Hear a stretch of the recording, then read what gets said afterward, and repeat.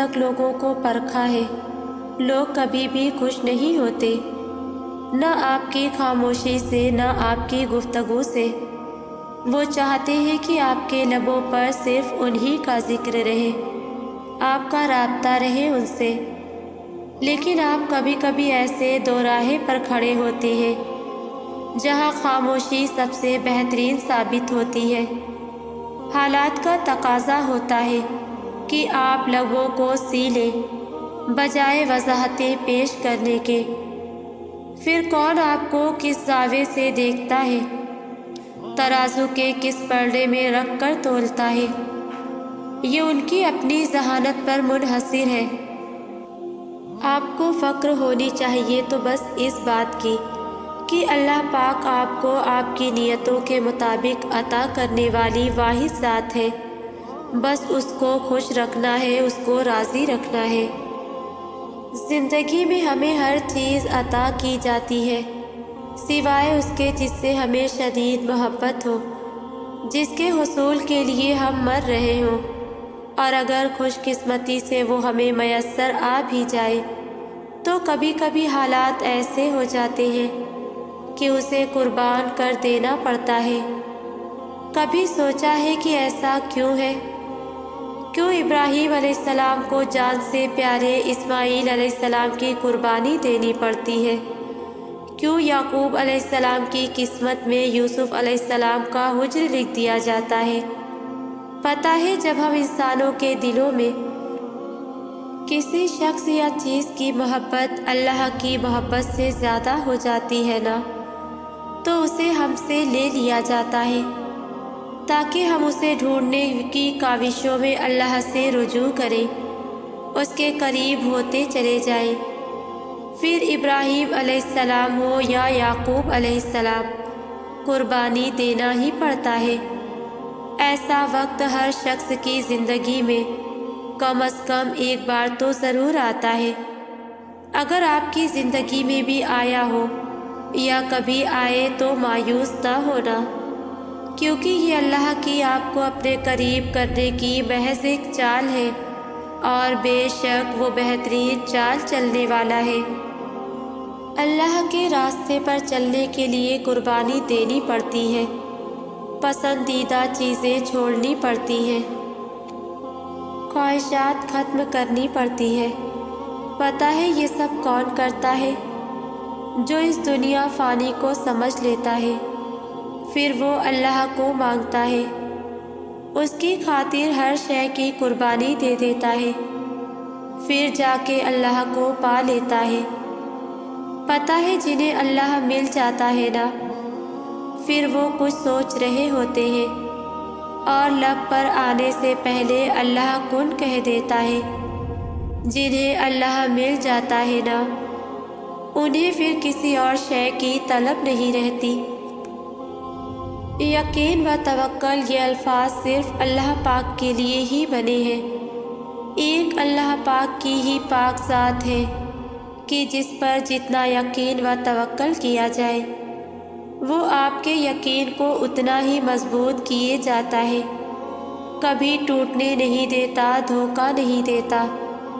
अल्लाह पर तवक्कल की ये डोर मजबूती से थामे रखिए, चाहे हालात जैसे भी हों, चाहे सब छोड़ जाए, तोड़ जाए, मगर ये जो आपके रब के साथ यकीन की डोर है ना, तो ये टूटनी नहीं चाहिए और ना ही छूटनी, ना कमज़ोर पड़नी चाहिए, बल्कि हालात और वक्त की सख्तियों के साथ इस डोर को और मजबूती व यकीन के साथ थामे रखना है। मत सोचे कोई क्या कहता है या क्या सोचता है, मत देखें कि कोई साथ देने वाला है भी या नहीं। बस अल्लाह पर तवक्कल की डोर को मजबूती से थामे रखिए और इस दुनिया के सफ़र को मुकम्मल करें।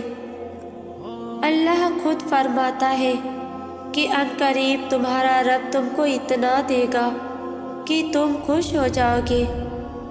जब हर तरफ से तन्हाई हो, अपने भी आपको छोड़ दे, कोई अच्छा दोस्त, कोई जान से प्यारा मुंह मोड़ ले, جب لگے پوری دنیا میں کوئی آپ کا اپنا نہیں، جب لگے آنکھوں میں اب خواہشات کا کوئی خواب نہیں، جب لگے ہر معاملہ بگڑ گیا ہے، جب لگے کہ جس کو ساتھ رہنا تھا وہی بچھڑ گیا، جب لگے کہ تمہارے اپنے بھی تم سے بیزار ہے، بس پھر آنکھیں بند کر لینا تاکہ اللہ تمہاری ظاہری آنکھوں سے پٹی ہٹا دے۔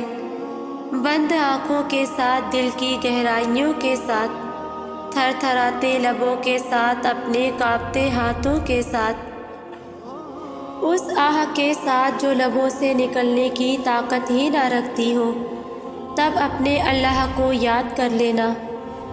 تو وہاں تم بس اللہ پر یقین رکھنا اور یہ مت سوچنا کہ اب میں کیا کروں گا، کیسے کروں گا۔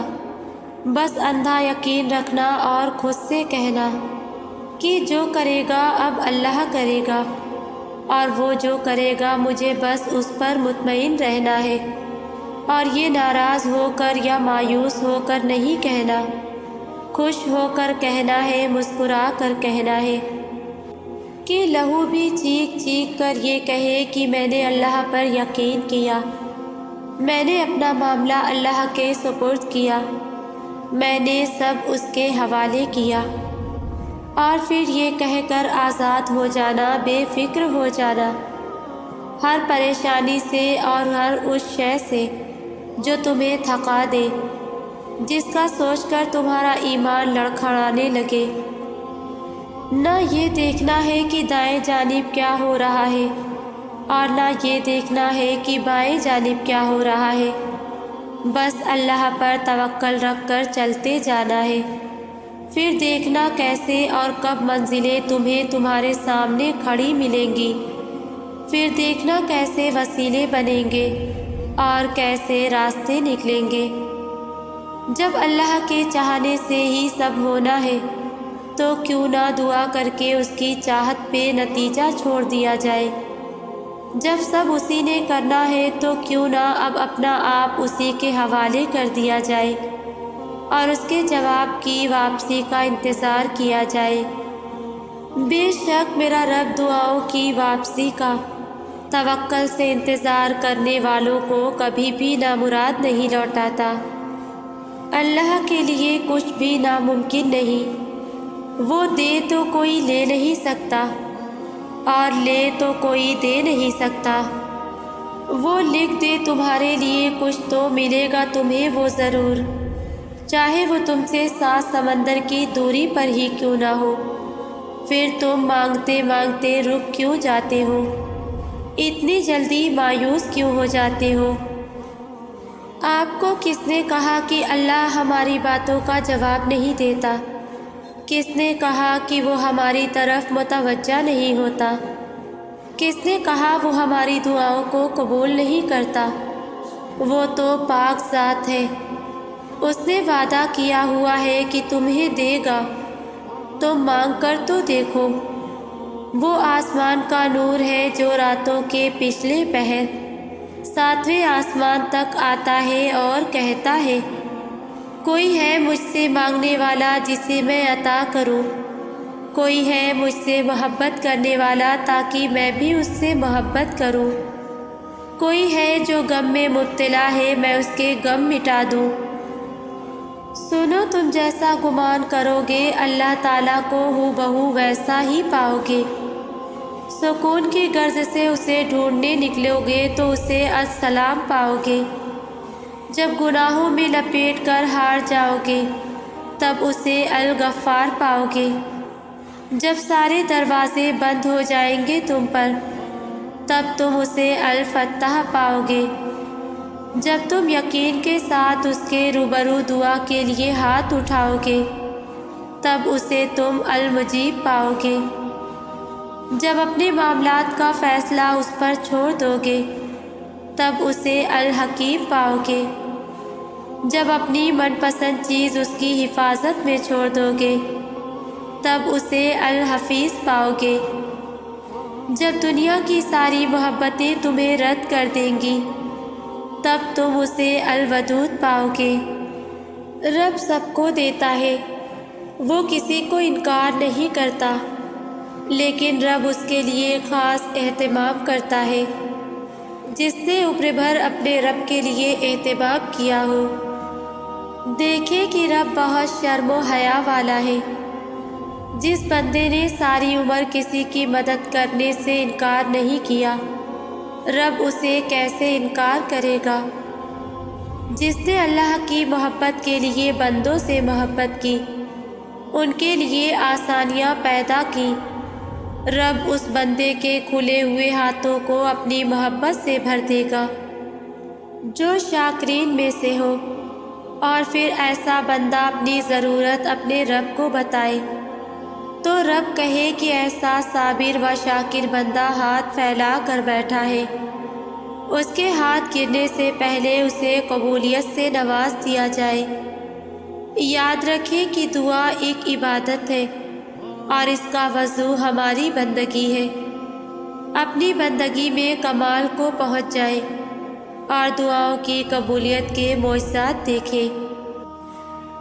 جہاں سر سجدہ ریز آنکھیں بھیگ جاتی ہوں، وہاں پھر کن ہوتے دیر نہیں لگتی۔ یقین رکھو وہ حضرت یونس علیہ السلام کو مچھلی کے پیٹ میں زندہ رکھ سکتا ہے تو تمہیں کیوں نہیں مشکلات سے نکال سکتا؟ وہ تو دینے پر قدرت رکھتا ہے۔ کن کے معجزے اب بھی ہوتے ہیں۔ اگر آپ کا یقین اس رب پر کامل ہے تو یاد رکھیں میرا اللہ اپنے بندے کو کبھی بھی مایوس نہیں ہونے دے گا۔ جب نہ مانگ کر ہمیں اتنا کچھ مل رہا ہے تو سوچیں جب مانگیں گے تو وہ تو ہماری ہر مانگ جو جائز ہو ان تمام خواہشات کو پورا کرنے پر وہ قادر ہے۔ وہ ہمیں سن بھی رہا ہے اور ہمارے دلوں کے بھیدوں سے بھی واقف ہے۔ جن کے دل کی بات اس دنیا میں سننے سمجھنے والا کوئی نہیں ہوتا، ان کی سب کہی انکہی باتیں اس دل کا مکی سنتا ہے، بڑے غور دھیان اور پورے خلوص کے ساتھ۔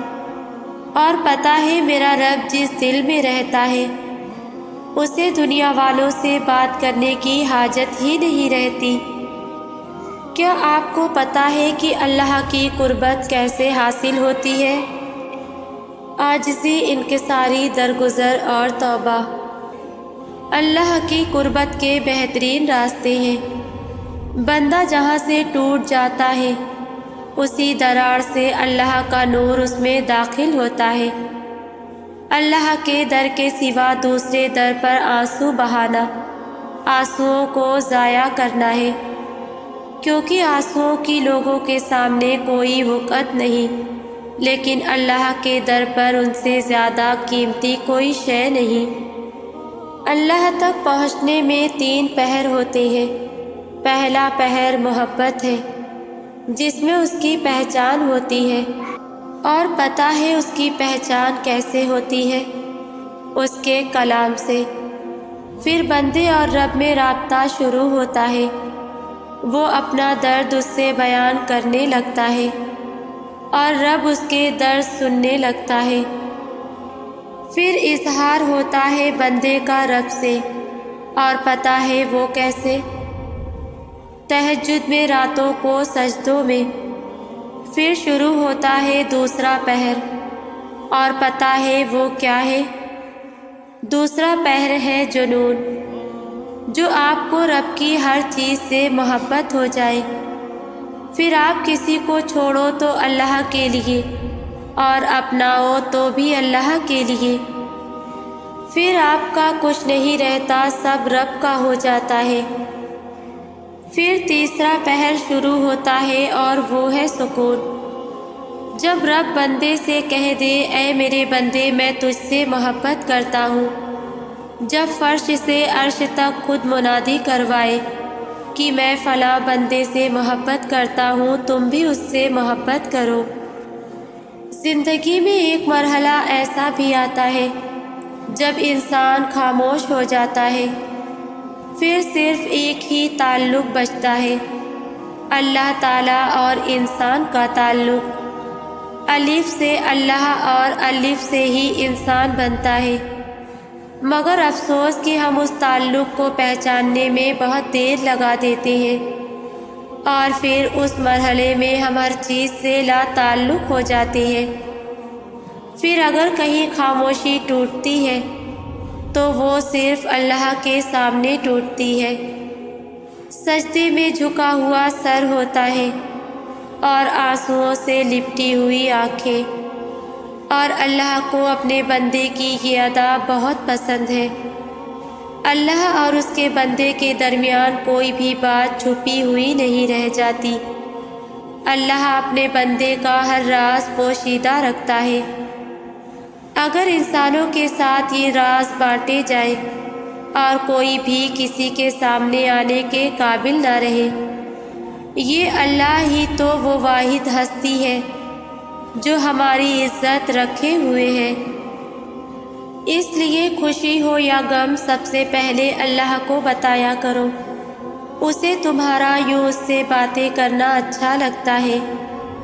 جب تم شکوے شکایت کرتے ہو، غم بھری داستان سناتے ہوئے رو پڑتے ہو، جب خوشی میں شکر کا سجدہ کرتے ہو، جب تنہائی میں بیٹھ کر اس کو اپنے سارے راز بتاتے ہو، سب سمیٹتے ہوئے یہ کہتے ہو کہ الفاظ نہیں اب یا رب، تم تو سسکیاں بھی سن لیتے ہو، جب ساری رات جاگ کر آسمان کو تکتے رہتے ہو، جب فیاکون کی آس میں کن پر یقین رکھتے ہو، جب اللہ کی رضا کی خاطر درد کو سینے سے لگا لیتے ہو، اسے تمہارا یوں محبت کرنا، باتیں کرنا، التجا کرنا اچھا لگتا ہے۔